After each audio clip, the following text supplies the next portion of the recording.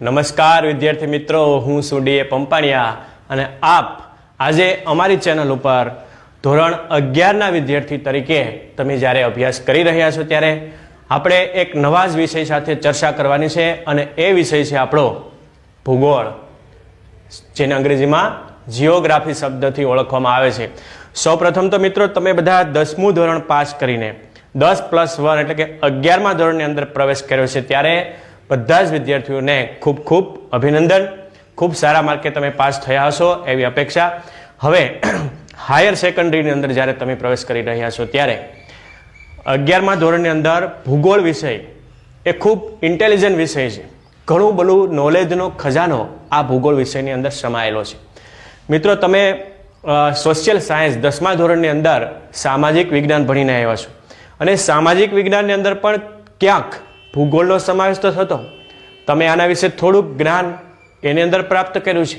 પર્વતો, મેદાનો, ઉચ્ચ પ્રદેશો, નદીઓ, ખીણો, કોતરો આ અંગેનું થોડુંક જ્ઞાન તમે 10મા ધોરણની અંદર પ્રાપ્ત કરીને આવ્યા છો ત્યારે એક પાયાનું જ્ઞાન તો તમારે મેળવેલું જ છે, પરંતુ અહીંયા હાયર સેકન્ડરીના વિદ્યાર્થી તરીકે જ્યારે તમારે અભ્યાસ કરવાનો હોય ત્યારે એની અંદર ડિટેલમાં માહિતી આપણે સમગ્ર આખી ટેક્સ્ટ બુક જે આપણા છે, જે પ્રકરણો એ એક પછી એક આપણે ચર્ચા કરતા જશું.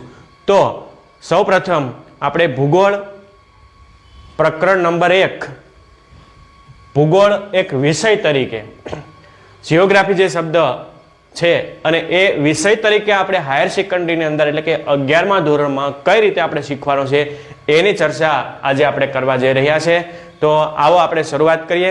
મિત્રો સૌ પ્રથમ તો તમે બધા જ આપણી આસપાસની ભૌગોલિક પરિસ્થિતિથી બધા વાકેફ છો. આપણી આસપાસ ઘણી બધી ભૌગોલિક પરિસ્થિતિઓ છે અને મિત્રો એ પણ તમે શીખી ગયા પ્રાથમિક શાળાથી કે સૂર્યમંડળના જેટલા ગ્રહો છે એ ગ્રહોમાંથી માત્ર ને માત્ર એક ગ્રહ એવો છે જે પૃથ્વી કે જ્યાં સજીવો અસ્તિત્વ ધરાવે છે. બાકીના ઘણા બધા ગ્રહો છે પણ ક્યાંય સજીવ અસ્તિત્વ નથી. શોધખોળ ચાલી રહી છે. અમેરિકાની નાસા નામની સંસ્થા હોય કે ભારતની ઈસરો નામની સંસ્થા હોય કે અન્ય XYZ, રશિયા હોય, જાપાન હોય, ચીન હોય વગેરે, એ બધા જ લોકો એની ખોજ કરી રહ્યા છે કે પૃથ્વી જેવું જો કોઈ જગ્યાએ વાતાવરણ મળી આવે તો ત્યાં પણ એક ભૌગોલિક પરિસ્થિતિનું નિર્માણ કરી શકાય, સજીવોને કઈ રીતે ત્યાં એનો વિકાસ થઈ શકે એવી સંશોધનો અને શોધખોળ ચાલી રહી છે. પણ હાલ આજની તારીખે માત્ર ને માત્ર પૃથ્વી ગ્રહ એક એવો છે કે જ્યાં સજીવો અસ્તિત્વ ધરાવે છે. અને મિત્રો આપણે જાણીએ છીએ કે આ પૃથ્વી ઉપર કેટલી બધી આપણી આસપાસની ભૌગોલિક પરિસ્થિતિ હોય, એનું પર્યાવરણ હોય, એની સામાજિક પરિસ્થિતિ હોય, એની સાંસ્કૃતિક પરિસ્થિતિ હોય, આ બધાની અંદર આપણું જીવન ઓતપ્રોત થયેલું છે અને બધામાંથી આપણને કંઈક ને કંઈક બાબતો એ આપણે શીખવા મળે છે. તો પ્રાચીન સમયથી આપણે શીખતા એવા છે કે ભૂગોળ આપણી આસપાસનું જે જ્ઞાન છે, આપણી આસપાસનું વાતાવરણ, એની અંદર કયા વાતાવરણ છે, જલાવરણ છે, મૃદાવરણ છે, જીવાવરણ છે, આ 4 આવરણો આવેલા છે અને 4 આવરણોમાંથી આખું ભૂગોળનું એક પરિસ્થિતિનું નિર્માણ થયું છે. અને દરેક પરિસ્થિતિ અનુસાર એ જુદા જુદા પ્રદેશોની વાત આવે કે કોઈ દેશની વાત આવે, કોઈ રણ વિસ્તાર છે, ક્યાંક પહાડી વિસ્તારો છે, ક્યાંક સપાટ મેદાન, ક્યાંક ઊંડી ખાઈઓ છે, ક્યાંક માઉન્ટ એવરેસ્ટ જેવડા ઊંચા શિખરો પણ આવેલા છે, વિશાળ હિમાલય આવેલો છે. આ બધી આપણી ભૌગોલિક પરિસ્થિતિની વાત છે. અને ક્યાંક અતિવૃષ્ટિ થાય છે, ક્યાંક અનાવૃષ્ટિ થાય છે, ક્યાંક નિત્ય લીલા જંગલો આવેલા છે, ક્યાંક ખરાવ સૂકા જંગલો આવેલા છે, ક્યાંક ભૂશીર આવેલી છે, ક્યાંક મહાસાગરો આવેલા છે, ક્યાંક ઉપસાગરો આવેલા છે, ક્યાંક ખાડી આવેલી છે. આ બધી બાબતોનો ઉલ્લેખ એ ભૂગોળની અંદર મિત્રો થાય છે. તો તમને પ્રશ્ન એ થતો હશે કે ભૂગોળ એટલે શું? શું છે ભૂગોળ? વોટ ઇઝ, અહીં લખ્યો છે શબ્દ, વોટ ઇઝ જિયોગ્રાફી? ભૂગોળ શું છે? તો સૌ પ્રથમ તો આપણે એના વિશે વાત કરીએ કે ભૂગોળ એટલે શું, વોટ ઇઝ જિયોગ્રાફી. સ્વાભાવિક છે કે ભૂગોળનો અભ્યાસ શા માટે કરવો જોઈએ, શા માટે આપણે 11મા ધોરણની અંદર આ ભૂગોળ અથવા પ્રાથમિક શાળાથી જ આ નાની નાની બાબતો અંગેનું આપણે એ જ્ઞાન આપણા પાઠ્યપુસ્તક મંડળ દ્વારા અને આપણા જે શિક્ષણવિદો દ્વારા એ અભ્યાસક્રમની અંદર આવરી લીધો છે. એટલા માટે આવરી લીધો છે મિત્રો કે આજે ભૂગોળનું જ્ઞાન એ દરેક વ્યક્તિ પાસે અનિવાર્ય છે, હોવું એ અનિવાર્ય છે. તો આવો આપણે વાત કરીએ ભૂગોળ શું છે, વોટ ઇઝ જિયોગ્રાફી. કોને કહેશું ભૂગોળ?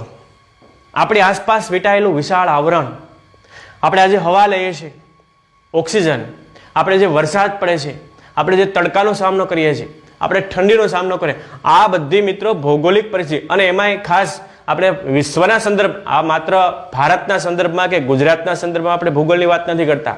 ભૂગોળ શબ્દ એટલે બહુ વૈશ્વિક, આખી પૃથ્વીની વાત આવે છે.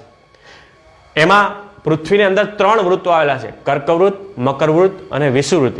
હવે જે પ્રદેશની અંદર મિત્રો ભારત છે અને ભારતના આજુબાજુના જે પડોશી દેશો છે, આ બધા દેશોની અંદર લગભગ મોસમી આબોહવા ધરાવતા પ્રદેશો છે. તો મોસમી આબોહવા ધરાવતા પ્રદેશો અહીંયા ઋતુ અનુસાર શિયાળો, ઉનાળો, ચોમાસું આપણે અને હવામાન ખાતા એક ચોથી ઋતુ રજૂ કરી છે અને એનું નામ આપ્યું છે પાછા ફરતા મોસમી પવનો. અને એ ઓક્ટોબર અને નવેમ્બર માસની અંદર પાછા ફરતા મોસમી પવનો જ્યારે વાતા હોય ત્યારે આ 4 ઋતુનો પણ આની અંદર ઉલ્લેખ કરવામાં આવ્યો છે વિદ્યાર્થીઓ. તો ભૂગોળ એ છે કે આપણા 4 આવરણો છે, આપણી આસપાસની પરિસ્થિતિ છે એનો એની અંદર સમાવેશ થાય છે. પર્વતો છે, ક્યાંક મેદાનો છે, ક્યાંક ઉચ્ચ પ્રદેશો છે, ક્યાંક ખીણો છે, ક્યાંક કોતરો આવેલી છે. આ બધાનો સમાવેશ એ ભૂગોળની અંદર કરવામાં આવ્યો છે. તો સૌપ્રથમ આપણે ભૂગોળ માટે જે અંગ્રેજી શબ્દ જિયોગ્રાફી તરીકે ઓળખવામાં, યાદ રાખજો. અને આ શબ્દ સૌપ્રથમ કોણે આપ્યો? તો જિયોગ્રાફી શબ્દ સૌપ્રથમ ઈસવીસન પૂર્વેની 2જી સદીમાં ગ્રીકમાં જન્મેલા ભૂગોળવેદ ઇરેસ્ટોસિનીસે આપ્યો હતો. આ યાદ રાખજો અને નોટ કરજો, પરીક્ષાની અંદર આ પ્રશ્ન આવે છે. જિયોગ્રાફી શબ્દ, ભૂગોળને અંગ્રેજીમાં જિયોગ્રાફી કહે છે અને જિયોગ્રાફી શબ્દ સૌપ્રથમ ઈસવીસન પૂર્વેની 2જી સદીમાં ગ્રીકમાં જન્મેલો એક મહાન ભૂગોળવેદ હતો અને ઇરેસ્ટોસિનીસ એનું નામ છે. એણે આ શબ્દ આપ્યો અને અંગ્રેજીમાં એને જિયોગ્રાફી તરીકે ઓળખવામાં આવે છે. આ શબ્દ આપ્યો હતો. હવે જિયોગ્રાફીનો અર્થ આપણે 2 વિભાગની અંદર વર્ગીકૃત કર્યો છે. લેટિન ભાષાની અંદર જીઓનો અર્થ થાય છે પૃથ્વી, જીઓ એટલે પૃથ્વી, અને ગ્રાફિયા એટલે વર્ણન કરવું. ગ્રાફિયા એટલે વર્ણન કરવું. ટૂંકમાં કહેવું તો પૃથ્વી રૂપી રંગમંચનું વર્ણન કરતું વિજ્ઞાન એટલે ભૂગોળ. આ ભૂગોળ છે, યાદ રાખજો. જિયોગ્રાફી શબ્દ સૌપ્રથમ ઇરેસ્ટોસિનીસે આપ્યો હતો. ઈસવીસન પૂર્વેની 2જી સદીની અંદર જન્મેલો ગ્રીકનો વ્યક્તિ ભૂગોળવેદ હતો અને એણે 2 શબ્દની અંદર એને ડિવાઈડ કર્યો છે. લેટિન શબ્દ જીઓ અને ગ્રાફિયા. જીવો એટલે પૃથ્વી અને ગ્રાફિયા એટલે વર્ણન કરવું. ટૂંકમાં કહેવું તો પૃથ્વી રૂપી રંગમંચનું જ્યારે વર્ણન કરવાની વાત આવે વિદ્યાર્થીઓ, ત્યારે ભૂગોળ કહેવામાં આવે છે. આ થઈ ભૂગોળની વાત. વોટ ઇઝ ભૂગોળ? ભૂગોળ આ છે, પૃથ્વી રૂપી રંગમંચનું વર્ણન. આપણે આ ક્લાસ છે તો ક્લાસનું આપણે વર્ણન કરવું હોય તો કઈ રીતે આપણે કરીએ કે ભાઈ ક્લાસની અંદર 2 બારીઓ છે, એક બ્લેકબોર્ડ છે, અહીંયા શિક્ષકો છે, અહીંયા વિદ્યાર્થીઓ છે, એ પંખા છે, બેન્ચો છે, આપણે ક્લાસનું વર્ણન કર્યું. તો ભૂગોળ એવું વર્ણન, પૃથ્વી રૂપી રંગમંચનું વર્ણન. તો આખી પૃથ્વીના સમગ્ર પૃથ્વી સપાટીની વાત આવે છે. પૃથ્વી સપાટી પર જેટલી વસ્તુઓ છે એનો અભ્યાસ કરતું વિજ્ઞાન એટલે ભૂગોળ. આ ભૂગોળ છે, યાદ રાખજો ખાસ. આગળ હવે વાત કરીએ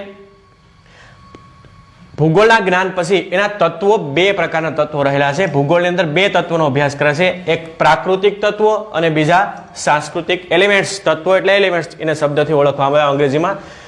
તો પ્રાકૃતિક તત્વો એટલે શું? પ્રકૃતિને આપણે નેચરલ શબ્દ અંગ્રેજીમાં વાપરે છે, નેચરલ. આપણી આજુબાજુમાં રહેલા જે પ્રાકૃતિક તત્વો છે એને આપણે પ્રકૃતિના તત્વો તરીકેનો સમાવેશ કરવામાં આવે છે. તો એમાં શું આવશે? તો દાખલા તરીકે આ નદી પ્રકૃતિ છે, પહાડો, સરોવર, મેદાન, જંગલો. મિત્રો આ બધા તત્વો છે ને એને આપણે પ્રાકૃતિક તત્વો તરીકે ઓળખવામાં આવે છે. અને આ પ્રકૃતિના તત્વો છે કે જે આપણી આસપાસ રહેલા છે એને પ્રાકૃતિક તત્વ શબ્દથી ઓળખવામાં આવે છે. અને બીજા 2 તત્વોનો ભૂગોળ અભ્યાસ કરે. એક સાંસ્કૃતિક તત્વ. સાંસ્કૃતિક તત્વો કોને કહેવાય? કે જે માનવ દ્વારા નિર્માણ પામેલા તત્વોને.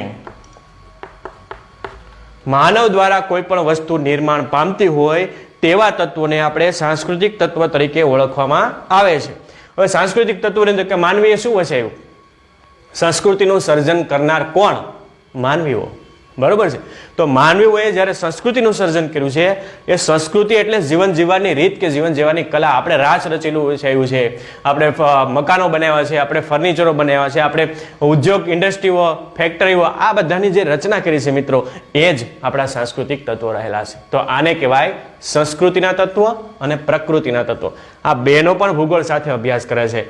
સાથે આપણા જે 4 આવરણો છે, મૃદાવરણ, જલાવરણ, વાતાવરણ અને જીવાવરણ, આ 4 આવરણોથી આખું પર્યાવરણ છે ને બનાવેલું છે. આખી એની રચના જે આપણે કહી શકાય, આ શરીરની રચના આપણા જુદા જુદા અંગોથી રહેલી છે, એમ ભૂગોળની અંદર પર્યાવરણનું આખું જે માળખું છે, આ 4 આવરણો પૃથ્વી ઉપર આવેલા છે.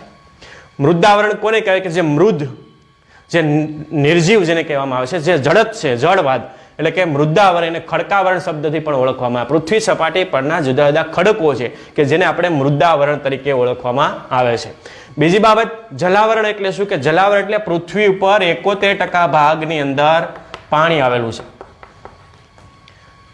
અને પૃથ્વી, મિત્રો એક વસ્તુ એ પણ કે પૃથ્વી સૂર્યમંડળનો એકમાત્ર એવો ગ્રહ છે કે જ્યાં પાણી છે, અને એને ઉપરથી એને સેટેલાઇટ દ્વારા જે એની તસવીરો લીધી છે, આ તસવીરોની અંદર નીલા આકારનો ગ્રહ તરીકે એને ઓળખવામાં, નીલવર્ણનો ગ્રહ પૃથ્વી છે.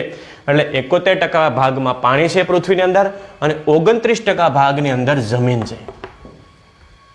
આ વાત થઈ જલાવરણની. આ જલાવરણની અંદર બધી વસ્તુ આવી જાય. 71% ભાગની અંદર જે પાણી છે એમાંથી 97% પાણી મિત્રો સમુદ્રની અંદર રહેલું છે. 97% પાણી સમુદ્રની અંદર રહેલું છે. 2% પાણી છે એ બરફ સ્વરૂપે રહેલું છે, અને 1% પાણી છે કે જે માનવીને પીવા લાયક છે. આજે મોટા ભાગના દેશોની અંદર પાણીની સમસ્યાઓ એ ઉદ્ભવી છે. એ પાણીની સમસ્યા ઉદ્ભવવા પાછળના કારણો મુખ્ય કે આપણી પાસે વિશ્વની આખાની અંદર પૃથ્વી ઉપર 1% જ પાણી એવું છે કે જે પીવા લાયક રહ્યું છે. 2% પાણી છે બરફ સ્વરૂપે છે, એટલે એને પી શકાતું નથી, એટલે ઘન સ્વરૂપે છે. અને 97% પાણી જે જથ્થો છે એ સમુદ્રની અંદર, મહાસાગરોની અંદર સમાયેલો છે. એ ક્ષારવાળું છે, તમને ખ્યાલ છે, બરોબર. આ વાત થઈ જલાવરણ. બીજી વાત આવે તો વાતાવરણ, જેને અંગ્રેજીમાં એટમોસ્ફિયર એવા શબ્દથી ઓળખવામાં આવે. આપણી આસપાસનું વાતાવરણ છે, લાંબા ગાળાની પરિસ્થિતિને આપણે વાતાવરણ કહે છે. દાખલા કે શિયાળો હોય તો ઠંડી લાગે, ઉનાળો હોય તો ગરમી પડે, ચોમાસું હોય તો વરસાદ પડે. પાછા ફરતા મોસમી પવનની અંદર સમુદ્રની લહેરો જમીન તરફ આવે અને જમીનની લહેરો સમુદ્ર તરફ જાય. એટલે કે પાછા ફરતા મોસમી પવનો છે એ જમીન તરફથી બધા જ પવનો સમુદ્ર તરફ પાછા વળે છે. આ પાછા ફરતા મોસમી પવનોની ઋતુ એ વાતાવરણ, એટલે લાંબા ગાળાની એક અસરને આપણે વાતાવરણ શબ્દથી ઓળખીએ છીએ. બીજી વાત કરીએ તો જીવાવરણ, એટલે કે સજીવો. પૃથ્વી ઉપર જેટલા સજીવો છે, કીડીથી માંડીને હાથી સુધીના સજીવો છે કે જેનો સમાવેશ એ જીવાવરણની અંદર થાય છે. અને એ આપણું નિવસ તંત્ર 24 કિલોમીટર ફેલાયેલું છે. તમને પ્રશ્ન થાય 24 કિલોમીટર એટલે કેમ? તો કે પૃથ્વી સપાટીની લેવલથી 12 કિલોમીટર ઉપર અને 12 કિલોમીટર નીચે. નીચે એટલે ક્યાં? કે સમુદ્રની અંદર. અને જે આપણી પરિસ્થિતિ, એટલે કે સમુદ્ર અને એની જે સમુદ્ર સપાટીનું જે લેવલ છે એનાથી નીચે 12 કિલોમીટર અને એના ઉપર 12 કિલોમીટર, એટલે 24 કિલોમીટરનું આખું નિવસ તંત્ર છે ફેલાયેલું છે. અને ત્યાં અલગ અલગ પ્રકારના સજીવો રહે છે. સજીવ એટલે શું? એના વિશે તમે, જેને આપણે બાયોટિક શબ્દથી ઓળખીએ છીએ, બરોબર. તો આ વાત થઈ જીવાવરણની, બરોબર. બીજું, કેટલાક ભૂગોળવેતા એ ભૂગોળ શું છે, ક્યાં છે, શા માટે છે, એવા પ્રશ્નો ઉભા કર્યા છે કે ભૂગોળ એટલે શું છે, આપણે ક્યાં છે, શા માટે છે, એ અંગેના આપણે પ્રશ્નો કર્યા છે. કાર્લ રિટર નામના વ્યક્તિએ ભૂગોળનો અભ્યાસ પૃથ્વી સપાટીથી શરૂઆત થાય છે. ભૂગોળનો અભ્યાસ ક્યાંથી થાય? પૃથ્વી સપાટીથી જ ભૂગોળનો અભ્યાસ શરૂ થાય છે. અને એટલા માટે કે શા માટે ભૂગોળ છે, શું કામ ભૂગોળ છે? તો પૃથ્વી સપાટીથી જ આપણે ભૂગોળની શરૂઆત થાય છે. અને ભૂગોળ એક ઇન્ટેલિજન્ટ વિષય, એટલે કે પૃથ્વી, સમગ્ર પૃથ્વીને એક એકમ માનીને જ્યારે એનો અભ્યાસ કરવામાં આવે ને મિત્રો, ત્યારે એ ભૂગોળનું જ્ઞાન એ સાબિત થાય છે. તો તમને ખ્યાલ આવી ગયો છે ભૂગોળ શું છે, આ શા માટે જ્ઞાનની જરૂરિયાત છે. તો આટલી વાત મિત્રો આપણે રાખીએ. સૌપ્રથમ જીઓગ્રાફી શબ્દ કોણે આપ્યો, ક્યારે આપ્યો, ભૂગોળનો અર્થ શું થાય, શા માટે ભૂગોળનું જ્ઞાન જરૂર છે, કેટલા આવરણો આવેલા છે, અને કાર્લ રિટરે શું કીધું કે પૃથ્વી સપાટીથી જ ભૂગોળનો અભ્યાસ શરૂ થાય છે. આટલી વાત રાખીએ છીએ વિદ્યાર્થીઓ. ફરી પાછા બીજા પીરિયડની અંદર મળશું, ત્યારે નવા મુદ્દાઓ સાથે વાત કરીશું. આભાર, ધન્યવાદ.